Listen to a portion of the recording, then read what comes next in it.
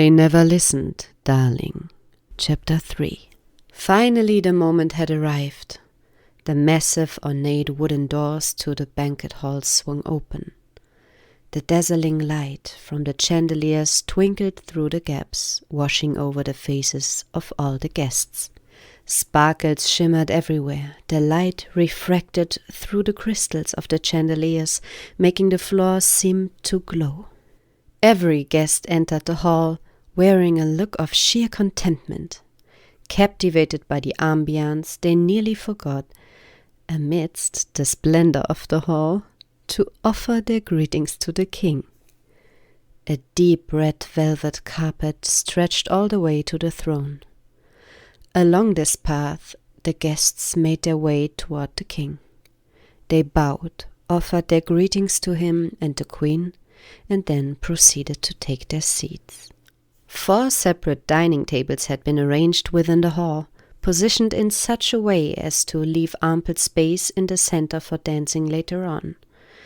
The hall was spacious enough to accommodate all 300 of our guests. Guards were stationed at every doorway, poised for battle at a moment's notice.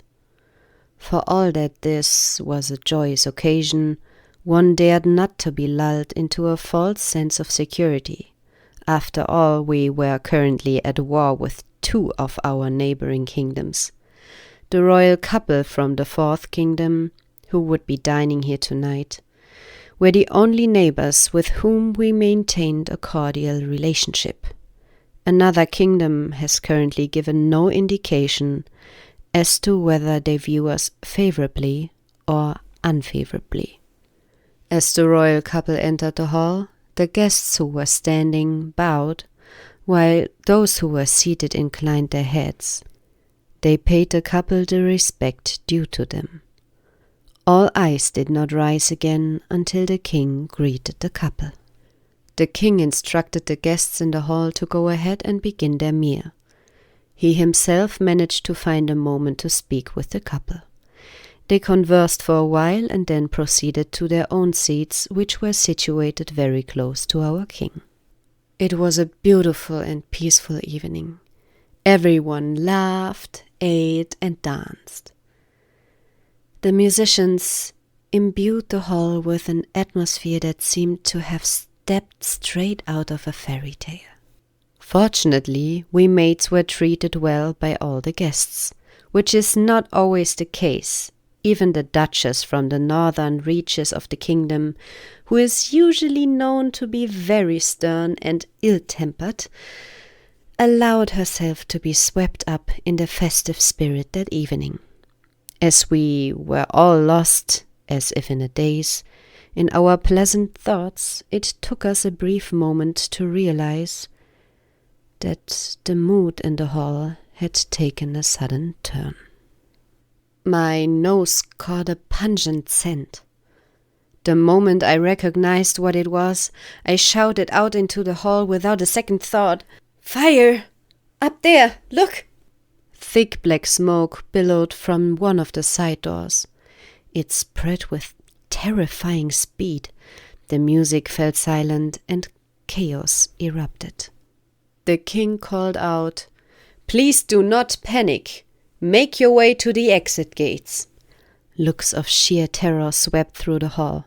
Every guest scrambled to save themselves first, even though everyone knew that both royal couples were to be given priority. Yet before a single guest could even make it out of the hall, it happened. Something whizzed through the room, followed by a scream of agony. Everyone turned to look. An arrow had been fired at our queen. In a state of utter panic, the king tried to reach his wife to attend to her, but then a second arrow came flying toward her. That second arrow struck her directly in the heart. When he finally reached her side, all he could do was hold her hand. Her blood spilled across her sky-blue gown, staining it a deep crimson. The king now screamed at the guards. Why are you just standing there? We are under attack. Go and find out who is attacking us, for God's sake, and get the royal couple to safety." He turned back to his wife, only to realize that she would never look at him again. A cold shudder ran down his spine. All screams and sounds seemed to have been drowned out. He could no longer think clearly. With eyes brimming with tears, he desperately tried to rouse his queen. Agonized screams echoed through the crowded banquet hall. Soul-shattering cries, filled with both love and despair. Life had already departed from the queen's body. The king now became painfully aware of this. He embraced her one last time, wiped away his tears, and gazed out into the hazy hall. No one dared to even ask, for it would have been futile.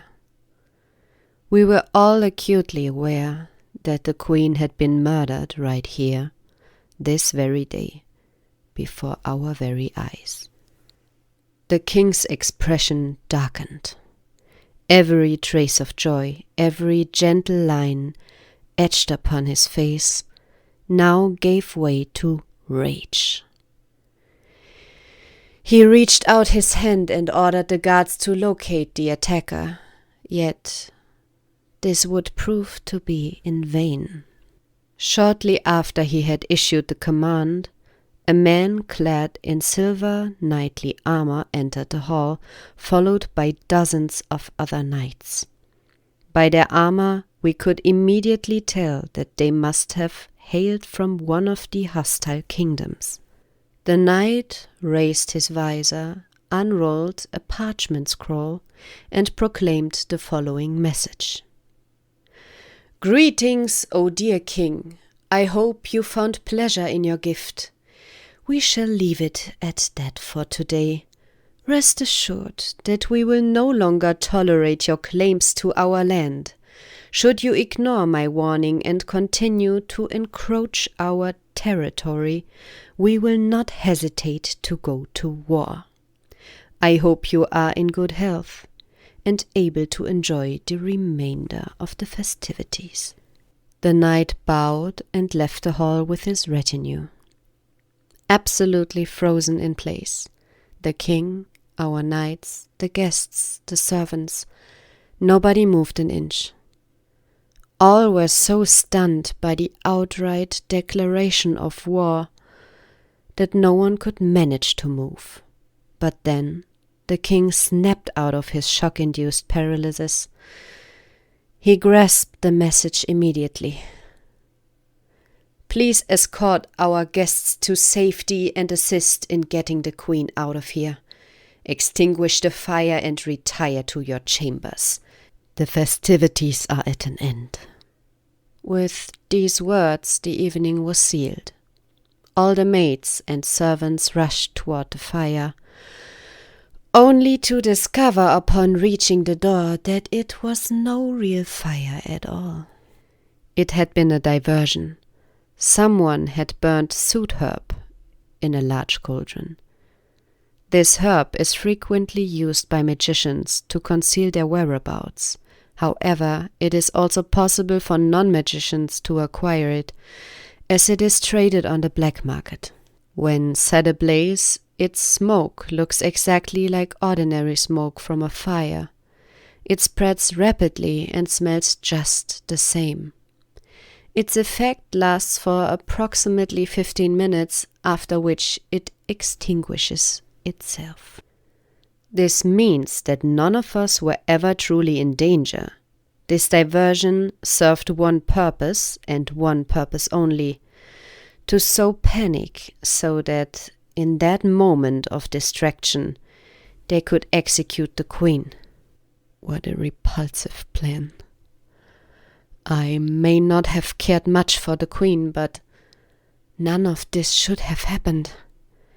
Especially because I had never before seen that look in our king's eyes, as if all his warmth had drained away leaving him transformed into the very thing all other kings had in common.